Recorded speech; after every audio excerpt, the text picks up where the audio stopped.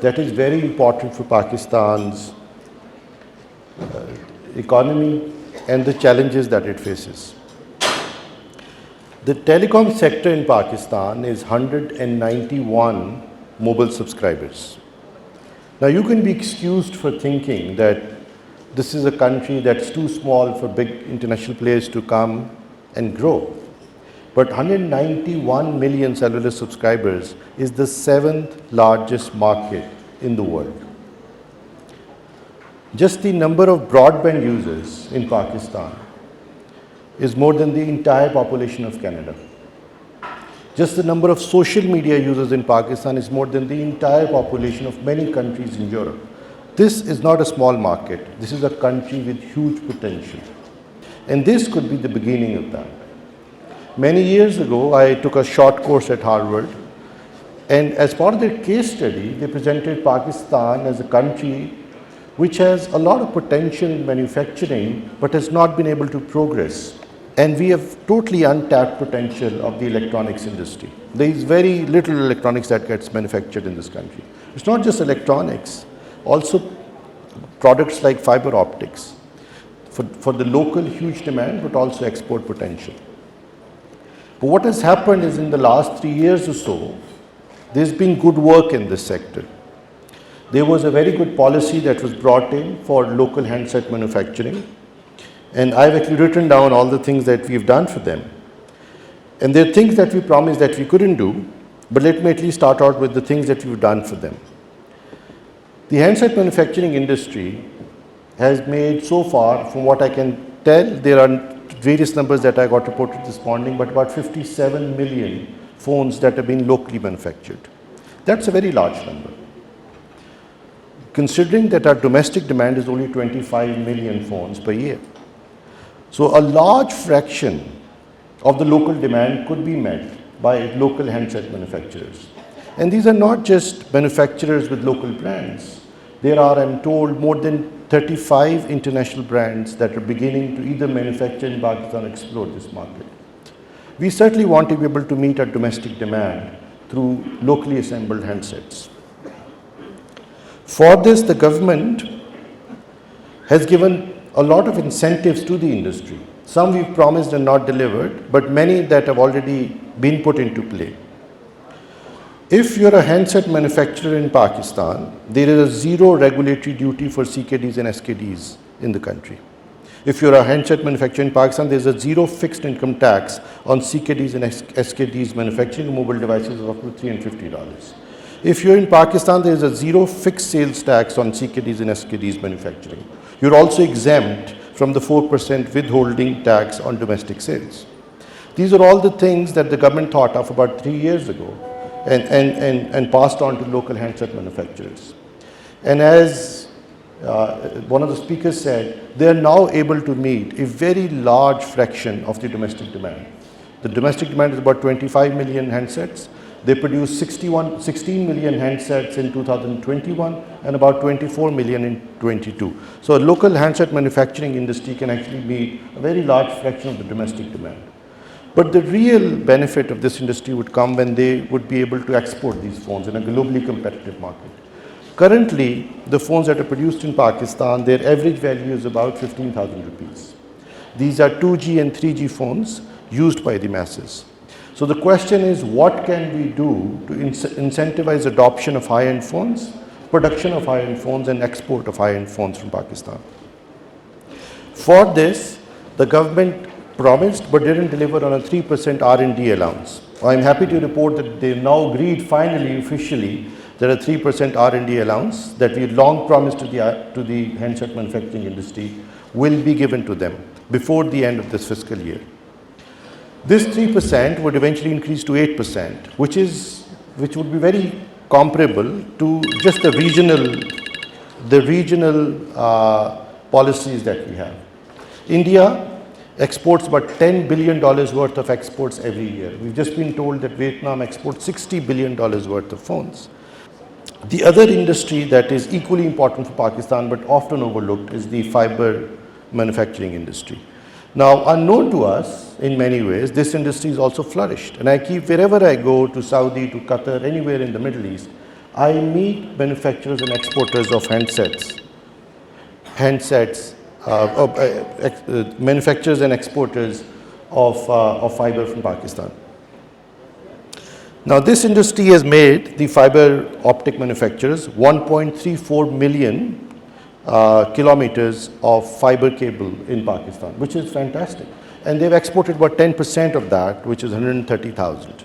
And from what we see, developments regionally, Neom City, Qatar, GCC region, Africa, there's a huge demand for low-cost fiber.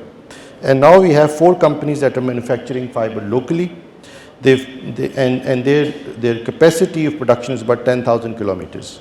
Now that's also an industry for which we must come up with an R&D allowance. We must come up with some incentive and subsidies through which they can grow and globally compete.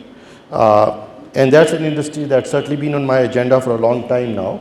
And inshallah ta'ala, in the next month or so, you would hear our policies to support the fiber optic manufacturing industry in Pakistan. Now, Pakistan is also going through a transition in terms of its telecom landscape. We have 4G in this country, but really beyond the 15-20 cities, large cities that we go to. There are many reasons for this. One, lack of adequate spectrum for the telecom industry. The entire telecom industry at this point, telecom operators, share 273 megahertz of spectrum. Compare that to a single telecom operator in a country like Australia, for instance, where a single operator has more than 350 megahertz of spectrum. Now, if this commodity was in short supply, I would understand that.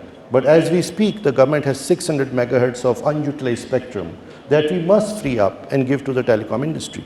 It would almost double their capacity, could also triple their capacity. What we have done in the last 4 months is to make sure that we at least make 300 megahertz of that spectrum available for an auction. This is a technology neutral spectrum, which means starts at 700 megahertz and goes all the way up to 3.5 gigahertz. Of course, there are parts of this spectrum that are very amenable to a 5G rollout.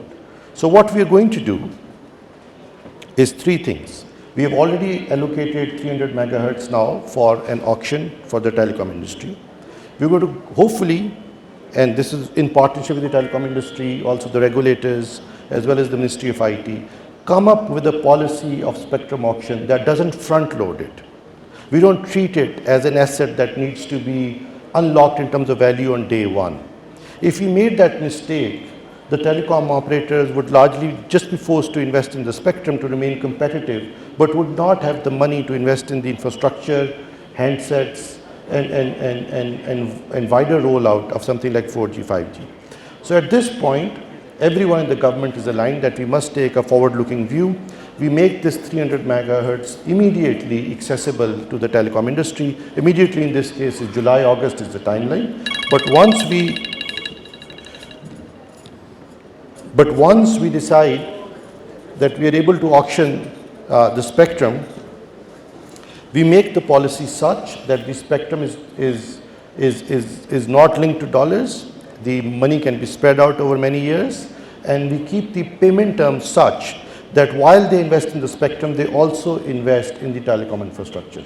Otherwise, we'll again find ourselves in a situation where 4G or 5G accessibility would only be limited to large cities because there won't be a business case to spread it beyond that.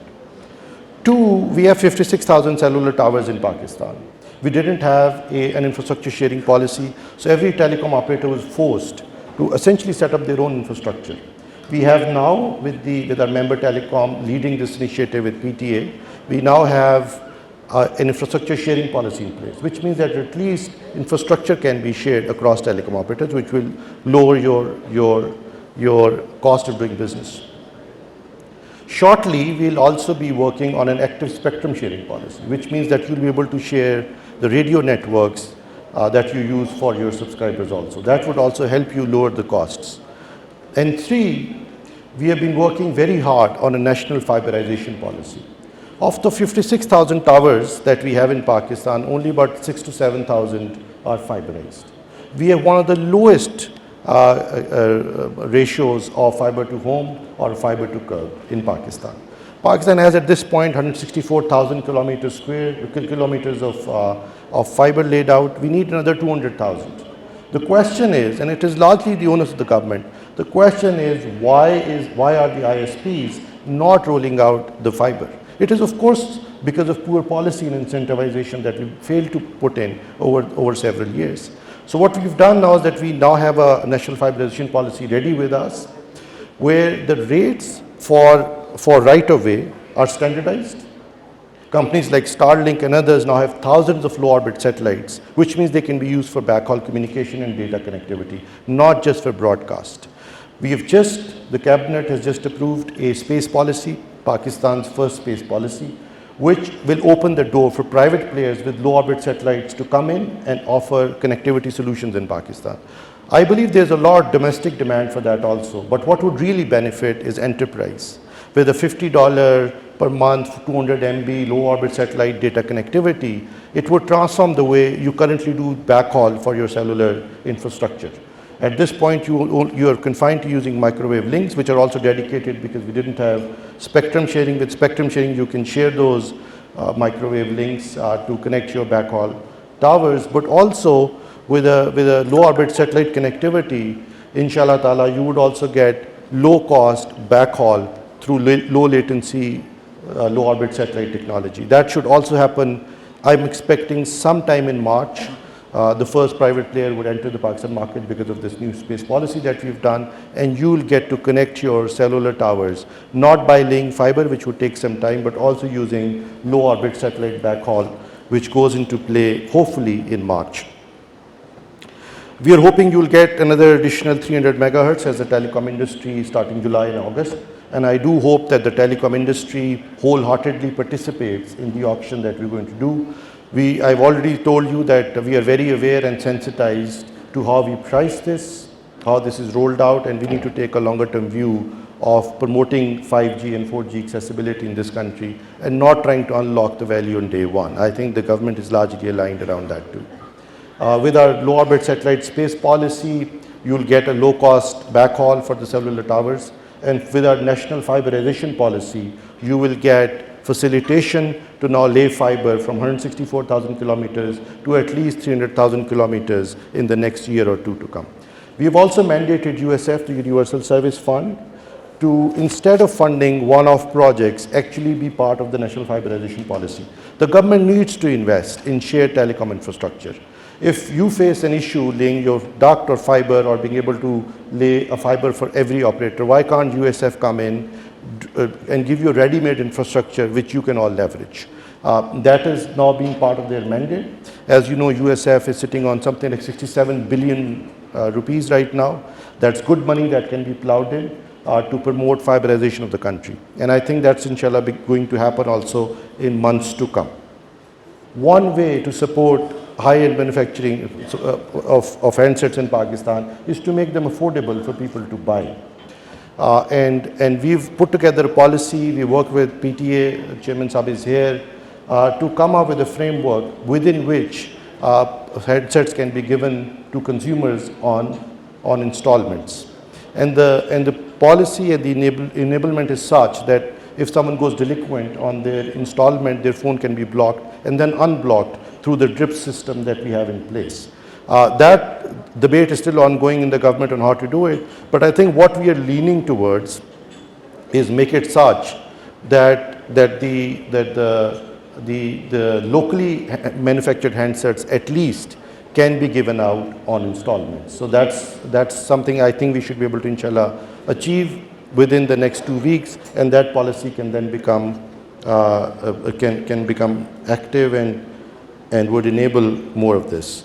I don't know if I missed out on anything, but these are the promises that we made to the IT telecom industry about 4 months ago between fiberization, low-cost backhaul,